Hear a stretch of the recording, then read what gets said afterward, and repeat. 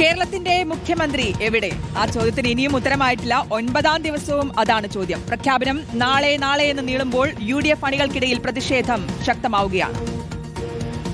പുതിയ കേരള മുഖ്യമന്ത്രിയെ തീരുമാനിക്കാനുള്ള നിർണായക ചർച്ചകൾ ഇന്ന് 11 മണിക്ക് ദില്ലിയിൽ നടക്കുന്നുണ്ട്. മുൻ KPCC അധ്യക്ഷന്മാർ, വർക്കിംഗ് പ്രസിഡന്റുമാർ അടക്കമുള്ളവർ ഈ ചർച്ചകളുടെ ഭാഗമാകും. സോണിയാഗാന്ധിയുടെ നിർദ്ദേശപ്രകാരമാണ് ഈ മുതിർന്ന നേതാക്കളെ ദില്ലിക്ക് വിളിപ്പിച്ചത്. ഇന്ന് രാത്രി അല്ലെങ്കിൽ നാളെയോ ഔദ്യോഗിക പ്രഖ്യാപനം ഉണ്ടായേക്കുമെന്നാണ് സൂചന. എല്ലാ കാര്യങ്ങളിലും ചർച്ച നടക്കുമെന്നും ഘടകകക്ഷികളുമായി AICC നേതൃത്വം ഫോണിൽ ചർച്ച നടത്തുമെന്നും K. മുരളീധരൻ പറഞ്ഞു. ചെല്ലട്ടെ, അവിടെ ചെന്ന് കാര്യങ്ങളൊക്കെ എന്താണെന്ന് അറിയട്ടെ. ഇന്നാ നാളെയായിട്ടുണ്ടാവും ഈ കാര്യങ്ങളൊക്കെ തന്നെ. ഇല്ല, അവരൊക്കെ ഫോണിൽ സംസാരിക്കുന്നു. അങ്ങനെയാണ് എൻ്റെ അറിവ്. എന്തായാലും തീരുമാനം നാളെ ഉണ്ടാവും. അപ്പോൾ R. റോഷിപാലും നോബിൾ മാരിക്കാരനുമാണ് നമുക്കൊപ്പം ചേരുന്നത് വിവരങ്ങൾ നൽകാൻ. ആദ്യം നോബിളിലേക്ക് പോകാം. Noble, good morning. 9 ദിവസം നീണ്ടു പോവുകയാണ്. ജനങ്ങളുടെയൊക്കെ ക്ഷമ നശിച്ചു തുടങ്ങിയെന്ന് തന്നെ പറയാം. ഭരണകാര്യങ്ങളും മുന്നോട്ട് പോകുന്നില്ല. ഇവിടെ MLA മാരെ കേട്ടിരുന്നു, MP മാരെ കേട്ടിരുന്നു, ഘടകകക്ഷികളെ കേട്ടിരുന്നു. ഇപ്പോൾ ഇതാ മുൻ KPCC പ്രസിഡന്റുമാരും വർക്കിംഗ് പ്രസിഡന്റുമാരും ദില്ലിയിൽ എത്തിയിട്ടുണ്ട്. അവരുമായും വിശദമായ ചർച്ച ഉണ്ടാവുമെന്ന് അറിയുന്നു. ഇന്ന് അല്ലെങ്കിൽ നാളെ എങ്കിലും ഒരു തീരുമാനം ഉണ്ടാകുമോ? ആരാണ് കേരളത്തിന്റെ അടുത്ത മുഖ്യമന്ത്രി എന്ന് അറിയാൻ കഴിയുമോ നോബിൾ?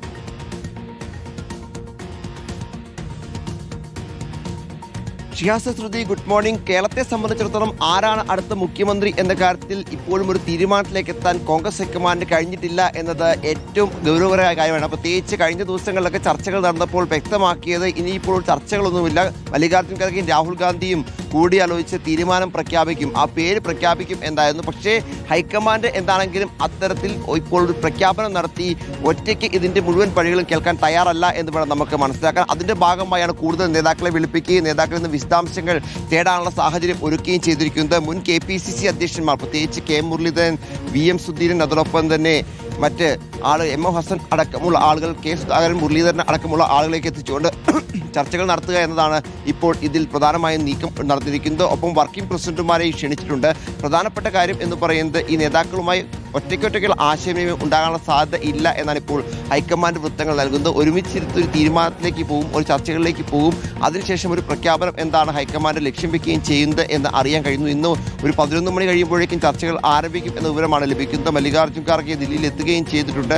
കഴിഞ്ഞ ദിവസങ്ങളിൽ അദ്ദേഹം കർണാടകയിലായിരുന്നു ഉണ്ടായിരുന്നത്. അത് തീർച്ചയായും ഈ ചർച്ചകളുടെ വേഗത അല്പം കുറച്ചു എന്നതും യാഥാർത്ഥ്യമാണ്. പ്രധാനപ്പെട്ട കാര്യം സോണിയാഗാന്ധിയുടെ അടക്കം നിലപാടുകൾ നിർണായകമാകും. ഒപ്പം AK ആന്റണിയുമായും രാഹുൽ ഗാന്ധി ഫോണിൽ സംസാരിക്കും എന്ന് അറിയാൻ കഴിയുന്നു. നിലവിലത്തെ സാഹചര്യത്തിൽ 3 പേരുകൾ, KC വേണുഗോപാൽ, VD സതീശൻ, രമേശ് ചെന്നിത്തല എന്നീ 3 പേരുകൾ തന്നെ സജീവമായി നിൽക്കുമ്പോൾ നേതാക്കൾക്ക് MLA മാരുടെ പിന്തുണയാണെങ്കിൽ KC വേണുഗോപാലിന് ജനപിന്തുണ, VD സതീശന്, അതോടൊപ്പം തന്നെ പ്രവൃത്തി പരിചയം, പാർട്ടിയിലെ സീനിയോറിറ്റി എന്നീ വിഷയങ്ങൾ രമേശ് ചെന്നിത്തലയ്ക്ക് അനുകൂലമായി നിൽക്കുന്നു എന്നത് യാഥാർത്ഥ്യമാണ്. നേതാക്കൾക്ക് അതുപോലെ തന്നെ എതിരായി നിൽക്കുന്ന ഘടകങ്ങളുമുണ്ട്. പ്രത്യേകിച്ച് VD സതീശന് ഇത്തരം ജനപിന്തുണ ഉണ്ടെങ്കിൽ പോലും കഴിഞ്ഞ ദിവസങ്ങളുണ്ടായ പ്രതിഷേധങ്ങളൊക്കെ വലിയ തരത്തിൽ അദ്ദേഹത്തിന് ഒരു തിരിച്ചടിയായി മാറുന്നുണ്ടോ എന്നത് ചോദ്യമാണ്. അതോടൊപ്പം തന്നെ KC വേണുഗോപാൽ വന്നു കഴിഞ്ഞാൽ ഉണ്ടാകാവുന്ന ഉപതെരഞ്ഞെടുപ്പ് അടക്കമുള്ള വിഷയങ്ങളുണ്ട്.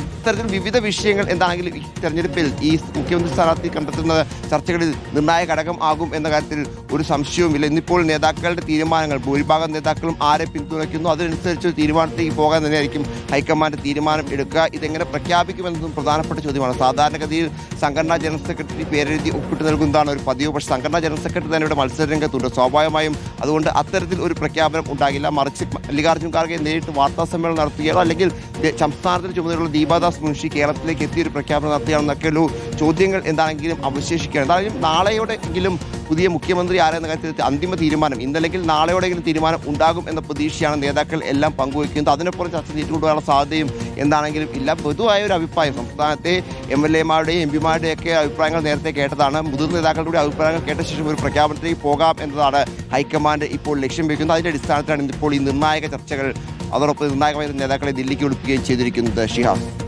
ഓക്കെ, നോബിൾ മാരിക്കാരനാണ് ദില്ലിയിൽ നിന്ന് വിവരങ്ങൾ നൽകുന്നത്. R. റോഷിപാലിലേക്ക് കൂടി പോവുകയാണ്. Good morning Roshipal. ഇതിലിപ്പോൾ ഈ ചർച്ചകൾ ഒക്കെ പൂർത്തിയായി എന്ന് കരുതിയിരുന്നു. ഒരു ഹൈക്കമാൻഡ് തീരുമാനം വരാൻ ഇരിക്കുന്നു എന്നുള്ള പ്രതീക്ഷയിലായിരുന്നു. പക്ഷേ വീണ്ടും മുൻ KPCC അധ്യക്ഷന്മാരെയും ഒപ്പം വർക്കിംഗ് പ്രസിഡന്റുമാരെയും ഒക്കെ ഇന്നലെ ദില്ലിയിലേക്ക് വിളിപ്പിക്കുന്നു. ഇതിൽ എന്ത് വിലയിരുത്തലാണ് നമുക്ക് മനസ്സിലാക്കേണ്ടത്? എന്താണ് ഇത് സംഭവിക്കുന്നത് എന്നുള്ളതാണ്. ഇനിയിപ്പോൾ അവരിൽ നിന്നിപ്പോൾ K. മുരളീധരൻ ഇന്നലെ പോകുമ്പോൾ പറഞ്ഞു ഇതിനോടകം തന്റെ അഭിപ്രായം അറിയിച്ചിട്ടുണ്ട്.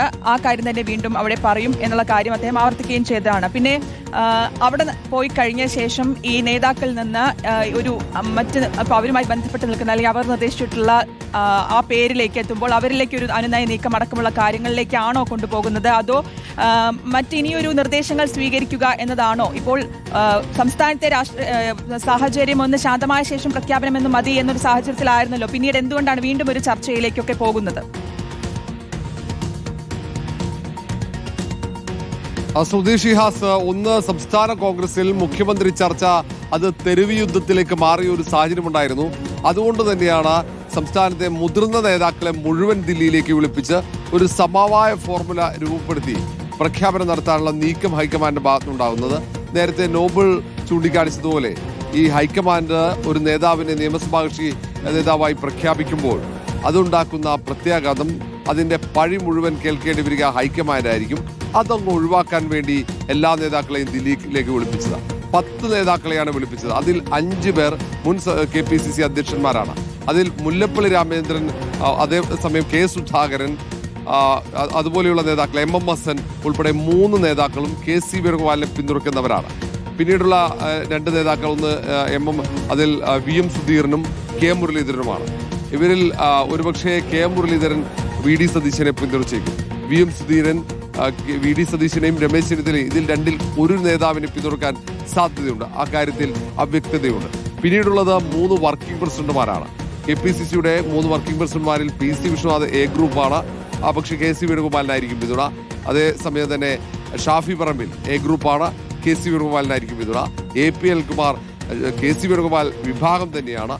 പിന്നീടുള്ള ഒരാൾ UDFന്റെ കൺവീനറാണ് അടൂർ പ്രകാശ്. സ്വാഭാവികമായും രമേശ് ചെന്നിത്തലയ്ക്കൊപ്പമായിരുന്നു. ഒരു പക്ഷേ ഈ ഘട്ടത്തിൽ രമേശ് ചെന്നിത്തലയ്ക്കോ KC വേണുഗോപാലിനോ പിന്തുണ നൽകാൻ സാധ്യതയുണ്ട്. 10ാമത്തെ ആൾ തിരുവഞ്ചൂർ രാധാകൃഷ്ണൻ, മുൻ ആഭ്യന്തരമന്ത്രി കൂടിയാണ്. A ഗ്രൂപ്പാണ്. A ഗ്രൂപ്പിന്റെ പിന്തുണ വളരെ നേരത്തെ KC വേണുഗോപാലിന് പ്രഖ്യാപിച്ചതാണ്. ഇങ്ങനെ ഈ പോകുന്ന നേതാക്കൾ 10 നേതാക്കളിൽ ഭൂരിഭാഗം നേതാക്കളുടെയും പിന്തുണയും KC വേണുഗോപാലിനാണ്. അതേസമയം 63 MLA-മാരിൽ ഭൂരിഭാഗം പേരും KC വേണുഗോപാലിനെ പിന്തുണച്ചു. അങ്ങനെ MP-മാരിൽ ഭൂരിഭാഗം പേരും KC വേണുഗോപാൽ പിന്തുണയ്ക്കുന്നു. അതേസമയം കോൺഗ്രസ് നേതൃത്വം സംബന്ധിച്ചിടത്തോളം അവർ നിരീക്ഷകരെ അയച്ച് അഭിപ്രായം ആരാഞ്ഞപ്പോൾ അതിൽ ഭൂരിഭാഗം പേരും AICCയുടെ സംഘടനാ ചുമതലയുള്ള ജനറൽ സെക്രട്ടറി KC വേണുഗോപാലിനെയാണ് പിന്തുണച്ചത്. അതുകൊണ്ട് തന്നെ ഹൈക്കമാൻഡിന് KC വേണുഗോപാലിനെ മുഖ്യമന്ത്രിയാക്കി തീരുമാനിക്കുന്നതിന് യാതൊരു തടസ്സവുമില്ല. പക്ഷേ നിലവിൽ പലയിടങ്ങളിലും എതിർപ്പുകൾ ഉയർന്ന സാഹചര്യത്തിൽ അവസാന ഘട്ടത്തിൽ ഏറ്റവും മുതിർന്ന സംസ്ഥാനത്തെ കോൺഗ്രസ് നേതാക്കളെ കൂടി വിളിപ്പിച്ച് അവരുടെ കൂടി അഭിപ്രായം ആരാഞ്ഞ് അവരുടെ നിർദ്ദേശങ്ങൾ കൂടി കേട്ട് അതിനുശേഷം പ്രഖ്യാപനം. അങ്ങനെ പ്രഖ്യാപിച്ചു കഴിഞ്ഞാൽ മറ്റ് ഒരു തരത്തിലുള്ള പ്രതികരണങ്ങളും ഉണ്ടാകില്ല. കാരണം ഏതെങ്കിലും തരത്തിൽ പ്രതികരണങ്ങൾ വരേണ്ടത് ഈ നേതാക്കളിൽ നിന്നാണ്. ഈ നേതാക്കളെ നിയന്ത്രിക്കാൻ ഹൈക്കമാൻഡ് എളുപ്പമല്ല. അത് മുല്ലപ്പള്ളി രാമചന്ദ്രനായാലും VM സുധീരനായാലും K മുരളീധരനൊക്കെയുള്ള നേതാക്കൾ ഏറ്റവും സീനിയർ നേതാക്കളാണ്. അപ്പോൾ ഏതെങ്കിലും തരത്തിൽ അവർക്ക് അനിഷ്ടം ഉണ്ടാകാതിരിക്കാൻ അവരെ കൂടി കാര്യങ്ങൾ ബോധ്യപ്പെടുത്തി ഒരു തീരുമാനം പ്രഖ്യാപിക്കുക. ഞാൻ ഇന്ന് തീരുമാനം പ്രഖ്യാപിക്കുമെന്ന് പ്രതീക്ഷിക്കുന്നുണ്ട്, ഇന്ന് രാത്രിയോട്. കാരണം എല്ലാ നേതാക്കളും അങ്ങനെയാണ് പ്രതീക്ഷിക്കുന്നത്. ഇനി അല്ലെങ്കിൽ നാളെ രാവിലെ. അതിനപ്പുറത്തേക്കൊന്നും തീരുമാനം വൈകില്ല. കാരണം ഘടകകക്ഷികളൊക്കെ തീരുമാനം വൈകുന്നതിൽ അസംതൃപ്തിയുണ്ട്. ഇതിൽ മുസ്ലിം ലീഗിന്റെയും വെൽഫെയർ പാർട്ടി UDF-നൊപ്പം അവസാന ഘട്ടം വരെ നിന്നാണ്. ജമാഅത്ത് ഇസ്ലാമിയുടെ പൊളിറ്റിക്കൽ പാർട്ടി അവരൊക്കെ UDF-നൊപ്പം മലബാറിൽ ശക്തമായി നിന്നാണ്. പക്ഷെ അവരുടെയൊക്കെ പിന്തുണ VD സതീശനാണ്. അവരുടെ പ്രവർത്തകരൊക്കെ തെരുവിലിറങ്ങി കോൺഗ്രസിന്റെ തീരുമാനത്തെ വെല്ലുവിളിക്കുമോ എന്ന ആശങ്കയൊക്കെയുണ്ട്. അതിൽ പ്രത്യേകിച്ച് മുസ്ലിം ലീഗിന്റെ വിദ്യാർത്ഥി സംഘടനയായ MSF-ന്റെ പ്രവർത്തകർ നമ്മൾ കണ്ടതാണ്. കഴിഞ്ഞ ദിവസം കേരള ഹൗസിൽ വലിയ പ്രകടനം നടത്തി ഒടുവിൽ അവിടെ എത്തിയ KPCC അധ്യക്ഷനെ പരസ്യമായി അപമാനിക്കുന്ന സാഹചര്യം വരെ ഉണ്ടായി. അതിൽ പിന്നീട് MSF-ന്റെ ദേശീയ അധ്യക്ഷൻ തന്നെ ഖേദം പ്രകടിപ്പിക്കുന്ന ഒരു സാഹചര്യവുമുണ്ട്. അപ്പോൾ അത്തരം ഒരു സാഹചര്യം സംസ്ഥാനത്ത്, അതായത് കോൺഗ്രസിന്റെ നിയമസഭാ കക്ഷി നേതാവിനെ തെരഞ്ഞെടുത്തു കഴിഞ്ഞാൽ UDF-ലെ ഏറ്റവും പ്രധാന ഘടകകക്ഷിയായ മുസ്ലിം ലീഗിന്റെ ഭാഗത്തുനിന്നുണ്ടാകുന്ന ഏതെങ്കിലും തരത്തിലുള്ള പ്രകോപനപരമായ പ്രതികരണത്തെ കോൺഗ്രസ് ഹൈക്കമാൻഡ് പോലും ഭയപ്പെടുന്നു എന്നതാണ് ഏറ്റവും പ്രധാനപ്പെട്ട കാര്യം. കാരണം അത് UDF-ൽ പോലും ഭിന്നതയുണ്ടാക്കുമോ എന്നൊരു ആശങ്കയുണ്ട്. അതുകൊണ്ട് തന്നെയാണ് അവർ വളരെ കൃത്യമായി എല്ലാവരുടെയും അഭിപ്രായം ആരാഞ്ഞ് കാര്യങ്ങളൊക്കെ തണുത്തു വരട്ടെ അപ്പോൾ ഇന്നോ നാളെയോ എങ്കിലും ആ ഒരു തീരുമാനം ഉണ്ടാവണം. കാരണം ഈ തെരഞ്ഞെടുപ്പ് പെരുമാറ്റച്ചട്ടമൊക്കെ പിൻവലിച്ചു, പക്ഷേ ഭരണ സംവിധാനം ചലിക്കുന്നില്ല. കാരണം മുഖ്യമന്ത്രി ആയിട്ട് വേണം മന്ത്രിമാരുണ്ടാവാൻ. അപ്പോൾ ഏതൊരു തീരുമാനം ഉണ്ടായാലും അംഗീകരിക്കും എന്നൊക്കെ ഇന്നലെ രമേശ് ചെന്നിത്തലയൊക്കെ പറഞ്ഞെങ്കിലും തങ്ങൾക്കെതിരായിട്ടുള്ളൊരു തീരുമാനമാണ് വരുന്നതെങ്കിൽ മറ്റ് നേതാക്കൾ എന്ത് നിലപാട് സ്വീകരിക്കും, അവർ മന്ത്രിസഭയിൽ ഭാഗമാകുമോ, അവരുടെ ഏറ്റവും പ്രിയപ്പെട്ട മറ്റ് നേതാക്കൾ അണികളൊക്കെ ഏത് തരത്തിൽ പ്രതിഷേധ പ്രകടനങ്ങളൊക്കെ ഉണ്ടാകുമോ, അത്തരത്തിൽ ഇനി സംഭവിക്കാനിരിക്കുന്നതാണ് ഏറ്റവും പ്രധാനപ്പെട്ട കാര്യങ്ങൾ.